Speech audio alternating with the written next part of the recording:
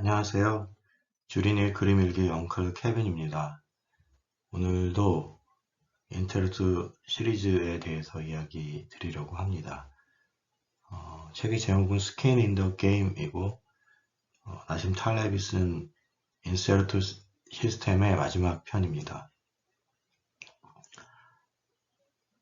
네 권에 대한 책 이야기를 할 것인데요. 첫 번째는 행운에 속지 마라 였습니다. 이것은 무작위성에 의해 주어진 행운에 의한 성공한 사람들의 그런 성공 비결에 대해서 믿지 말라라는 이야기였고요. 우리가 특히 투자에 있어서의 성공이 전문가와 비전문가의 차이가 크지 않고 그 경우에 성공이라고 하는 것들이 무작위성에 의해서 주어질 수 있고 그렇기 때문에 성공한 사람들의 성공 스토리가 일반적일 수 없다라는 이야기였습니다. 그 후에 나심 탈렙은 1987년 블랙 먼데이 이후에 무작위성에 의한 그런 급격한 현실에 영향을 주는 것을 블랙스완이라고 정의를 하고, 이 블랙스완이 어떨 때 일어나는가에 대한 이야기를 우리에게 해 주었습니다. 현실의 시스템은 대단히 복잡하고 비선형적이어서 우리는 극단의 나라에 살고 있다. 그렇기 때문에 우리는 리스크 관리를 해야 한다. 라는 이야기를 했습니다. 그 외에 안티프레질에서는 그러면 블랙스완을 우리가 어떻게 해결할 것이냐에 대한 이야기인데, 복잡하고 비선형적인 세상에서 블랙스완이 언제 일어날지는 우리가 알 수가 없다라는 것이고요. 그래서 프레질과 안티프레질이라는 개념을 도입을 해서 우리가 가지고 있는 시스템이 프레질한가 아니면 안티프레질한가를 판단을 해서 안티프레질한 어떤 리스크나 무작위성에 노출해서 좋은 방향으로 나아갈 수 있는 그런 시스템으로 만들어야 한다라는 이야기를 하고 있었습니다. 결국 그러기 위해서는 우리가 살고 있는 세상이 비선형적이고 극단의 나라에 살고 있다는 것을 인정을 하고, 거기서 생기는 무작위성과 변동성과 그런 불확정성을 인정하고 거기에 잘게 우리의 리스크를 노출시켜서 살아남는 것들을 취해야 된다는 것이죠. 현대 국가나 기업에서 만들고 있는 변동성을 줄이는 그런 시스템들이 실제로는 더 많은 문제를 만들 수 있다는 것을 또 이야기하기도 합니다. 오늘은 개인의 안티프레질을 다른 이와 조직을 프레질하게 만들면서 책임을 지지 않고 살아가는 그런 사람들에 대해서 우리가 어떻게 해야 되느냐에 대한 이야기입니다. 판단에 따른 책임을 지지 않을 때, 그런 사람들이 많아질 때 우리 사회가 어떤 문제점을 얻느냐에 대한 이야기입니다. 뒤쪽에 차분하게 풀어나가도록 하겠습니다. 먼저 판단과 책임에 대한 이야기를 서론 쪽에 이야기하고 있습니다. 함무라비 법정과 칸트의 보편룰에 대한 이야기를 합니다. 우리가 잘 알고 있듯이 함무라비 법정에는 눈에는 눈, 이에는 이로 갚아라 라는 것입니다. 어떤 행위에 대해서는 거기에서 문제가 생겼을 때는 동등한 가치로 그것들을 갚아나가라. 그래서 함무라비 법정에서 이야기하고 있는 것은 명확합니다. 모든 사람은 행동에 대해서 책임을 져라 라는 것입니다. 그런데 이것이 현대로 넘어오면서 칸트의 보편룰을 통해서 우리가 일반적인 판단에 따른 책임을 이야기하는데, 칸트는 정언명령을 이야기합니다. 정언명령이라고 하는 것은 어떤 상황에 처해 있든지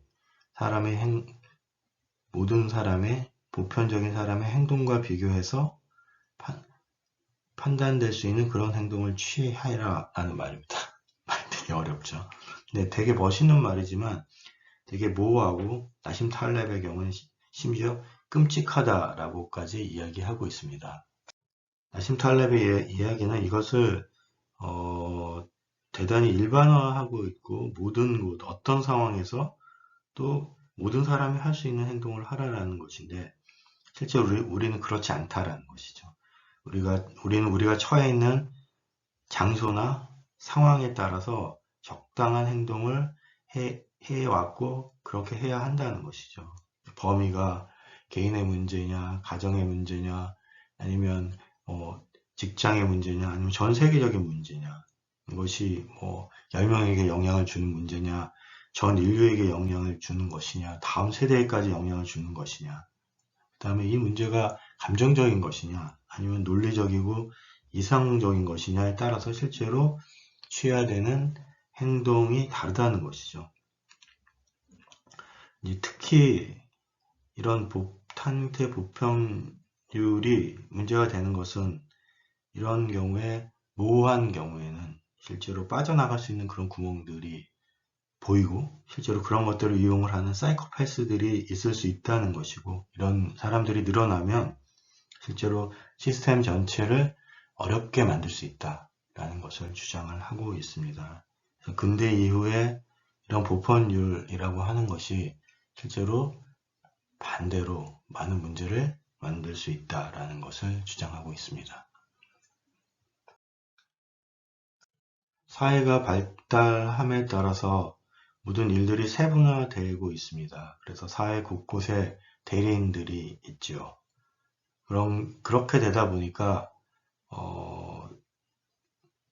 판단에 따른 책임을 지지 않는 그런 일들이 생기게 되고 그런 경우에 어떤 문제점들이 생길 수 있는지에 대한 것들을 나심 탈렙이 지적하고 있습니다. 이것이 본문의 사실 거의 대부분을 차지하고 있고요. 그래서 2, 3, 4부, 5부까지도 5부, 6부까지도 그런 이야기들이 있습니다. 이것들을 그냥 모아서 5부로 있는 내용들로 주로 정리를 하려고 합니다. 첫 번째는 월급장이 경영자입니다. 그 경우에는 본인이 책임지지 않죠. 그래서 리스크를 미루고 실적은 미래의 것들을 땡겨와서 영업 성과를 조작할 수 있고 그것들을 통해서 연봉과 보너스를 챙기고 그 후에 자기가 은퇴를 하거나 전직을 했을 때 문제가 발생하게 되는 것들에 대해서는 책임을 지지 않는다는 것이죠. 우리가 실제로 많은 경우에 그런 것들을 보아옵니다. 그리고 실제로 그런 단기적인 실적을 회사의 임원이라고 하는 것들은 1년마다 평가를 받기 때문에 장기적인 관점에서의 판단과 투자를 사실은 미루려고 한다는 것들이 실제로 문제가 되고 있습니다. 그리고 또 고위공직자를 지적을 합니다. 여기에서는 오바마 대통령이 은퇴 후에 강연이나 책을 통해서 4천만 달러나 벌었다라고 하는 것들에 대해서 지적을 하고 있는데요. 공직자가 공직 이후에 일정 이상의 수입을 제한해야 되고 심지어는 얼마 이상은 다 국고로 환수해야 된다라는 아주 급진적인 이야기를 하고 있습니다. 우리나라도 문제가 되고 있죠. 그래서 판검사들이 전직 이후에 실제로 더 많은 제한을 두기 위한 법률들을 우리나라에서도 만들고 있죠. 그래서 이런 부분들은 세계 곳곳에서 문제를 만들고 그리고 그런 것들에 대해서 우리가 방비를 하려고 합니다. 그 다음에 또 한 가지 지적하는 것은 엉터리 연구가입니다. 연구 결과를 그냥 정부에서 주는 연구비를 쉽게 활용을 해서 엉터리 연구들을 해 나간다는 것이죠. 그래서 나심 탈렙은 극단적으로 연구비를 다 없애야 되고 그 연구하는 사람들이 다 각자의 다른 직업을 가지고 있고 거기서 진짜로 필요한다는 한 것들을 자기 돈을 들여서 연구 개발을 해야 된다라고까지 이야기합니다. 이 부분은 대단히 비현실적이죠. 결국 이 말은 근대 이후로 넘어오면서 너무나 세분화된 이런 시스템에서 이런 모든 것들이 시스템에 문제를 만들 수 있는데 이것을 하루아침에 바로 고치기는 대단히 어렵다라는 이야기를 하고 있습니다. 그래서 진짜로 하고 싶은 말은 이제 뒤에 있는 것이죠. 그럼 어떻게 해야 할까? 거기에 대한 이야기를 나눠보도록 하겠습니다. 먼저 린디 효과라는 것이 있습니다. 오래된 공연이 앞으로 더 오래 공연될 확률이 높다라는 것이고요. 그런 의미에서 진짜 전문가는 오래 살아남는 사람들이 전문가다라는 것입니다. 오래 살아남는다는 것들은 실제로는 생존이 판단의 기준이 돼야 한다는 것이고 이것은 또 합리적인 판단에서도 역시 그렇다라고 주장을 합니다. 결국 우리는 스스로 합리적인 판단을 하는 것을 통해서 우리의 모든 삶의 영역에서 그런 불합리한 것들, skin in the game, 판단과 책임이 따르지 않는 그런 시스템에서 살아남을 수 있다는 것이죠. 그런 시스템을 만드는 것이 가장 중요하지만 일단 그 전에 우리는 어떤 것에 기준을 두고 그런 판단을 해야 되느냐에 대한 것들을 다시 이야기해야 한다는 것입니다. 그 합리적인 판단의 가장 큰 기준은 생존이라는 것이죠. 확률의 맹점에 대해서 이야기를 하고 있습니다. 앙상블 확률과 시간 확률에 대한 이야기를 하고 있습니다. 간단히 말씀을 드리면 100명이 있으면 100명 중에 1명은 잃고 평균적으로 한 50 정도를 딴다고 합시다. 그러면 100명 중에 70번째 사람은 다 잃게 되죠. 이 경우에는 실제로 아무런 문제가 없습니다. 그런데 그 똑같은 시스템이 계속 운영이 되고 내가 그것을 100번 실행을 한다라고 했을 때 70번째까지 뭐 따기도 하고 읽기도 하고 하는데 70번째 제가 가서 다 잃어요. 그렇게 되는 경우는 어떻게 됩니까? 계속 이 시행을 해나갈 수가 없겠죠. 왜냐하면 저는 다 잃었기 때문에. 그래서 이 시간 확률에 대한 개념을 가지고 있지 않으면 우리는 확률에서 오류를 범할 수 있다는 것이죠.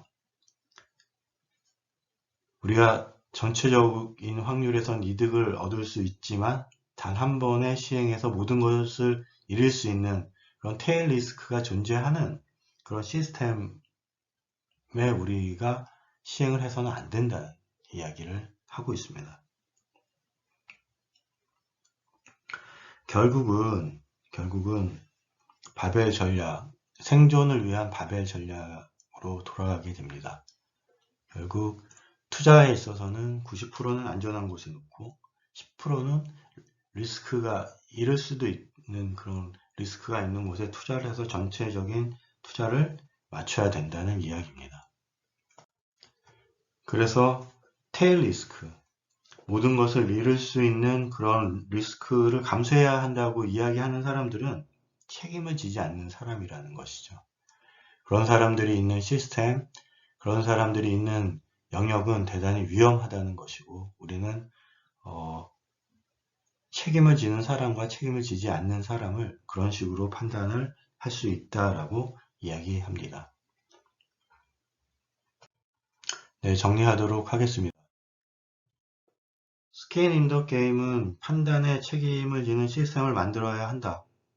그러기 위해서는 정치가나 경영자나 학자들에 대해서 그런 시스템을 만들어야 한다라고 이야기하지만 나심 탈렙이 주장하는 그런 시스템은 현실화하기는 대단히 어렵죠. 대단히 어렵다는 이야기를 하고 있습니다. 그렇다고 하면 우리가 살아가면서 어떤 판단들을 하고 어떤 선택을 해야 되냐라는 것들에 대한 이야기를 하는데 테일 리스크가 있는 시스템과 테일 리스크가 있는 방법으로 어떤 실행을 해서는 위험하다. 특히 금융 같은 경우에는.